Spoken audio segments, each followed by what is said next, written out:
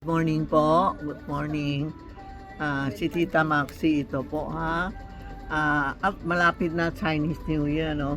Pwede po, sana lahat kayo magsuot ng muna mga medyo pula. Huwag lang itim or puti. Kasi marami pumapasok sa room sa tindahan namin. Puro itim, puro puti. Alam mo, lalo na yung January 1, nakakatuwa. Buong family pumunta dito, puro itim. Iba naman, buong barkada, puro itim.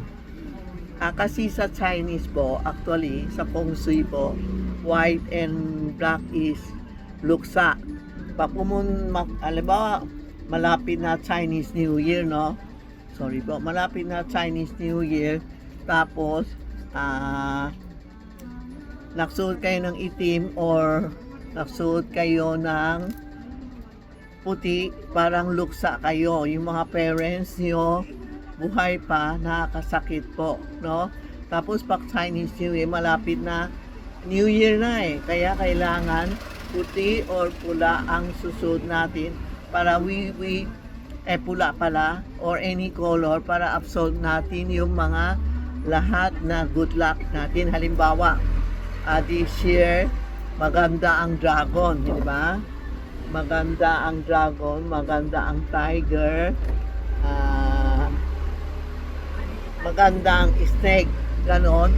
Pag nagsuot kayo ng something red, para papasok yung mga swerte natin. Kasi po, kung hindi mapapasok ang good luck natin. Halimbawa, malapit na tayo mag-good luck, tapos nagsuot tayo ng mga itim, puti, babaksak tayo uli. Please lang po, ma'am. Feng Shui is a guide lang po.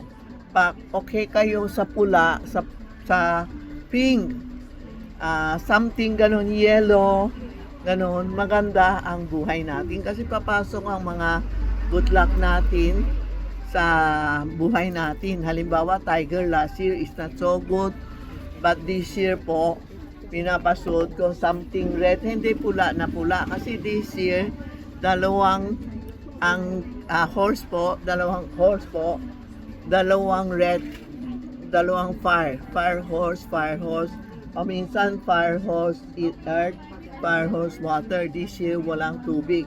Kaya, pwede tayo dakdak something dark, something blue, something green para gumanda ang aura natin. Pero huwag pula-pula, mainit ulo kasi dalawang fire ngayon na pula, dalawang fire mainit na. Tapos pag nagsuot ka ng pulang-pula, lalong mainit. Red panty pwede. Pag sa damit, idakdak nyo na lang iba-ibang color para maganda ang papasok sa Year of the Horse, no? Please po lang, please. Huwag kayo magsuot ng black or white sa tindahan ni Tita Maxi. Alam ko, iba nagagalit. Pag pumasok kayo dito, hindi ako nagtitingin sa kanila. Kasi minsan, pag nakaitim ka, no? Yung mukha mo dito, lahat itim. Hindi kita talaga makita ang aura nyo. Sorry po.